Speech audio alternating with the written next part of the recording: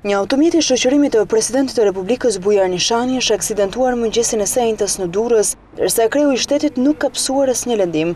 Aksidenti u shënua rreth orës 8:25 minuta në zonën e plazhit në Durrës, pranë vilave qeveritare.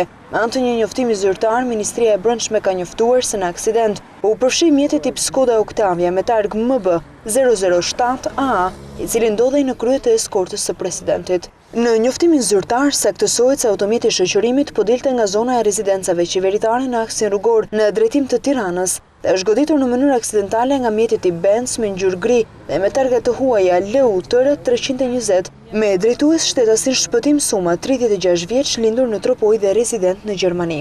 Siç tregojnë edhe pamjet, përplasja ka qenë e fortë pasi mjeti me targat Ministrisë së Brendshme ka marrë dëmtime të konsiderueshme. Përpasoj të aksidentit, drejtuesi i automjetit e eskortës është dëmtuar lehtë dhe gjendet në ambientet e spitalit të Durrësit jashtë rrezikut për jetën. Ndërkaq, eskorta presidenciale ka lëvizur drejt destinacionit, ndërsa në vendin e ngjarjes mbetën vetëm makinat e dëmtuara. Zona u blindua nga forca të shumta policie, të cilët rrethuan vendin e ngjarjes deri në përfundim të procedurave të rastit nga ana e grupit hetimor. Rastin është ngritur një grup i përbashkët me ekspertë të Drejtorisë së Përgjithshme të Policisë dhe Drejtorisë së Policisë së Qarkut të Durrësit.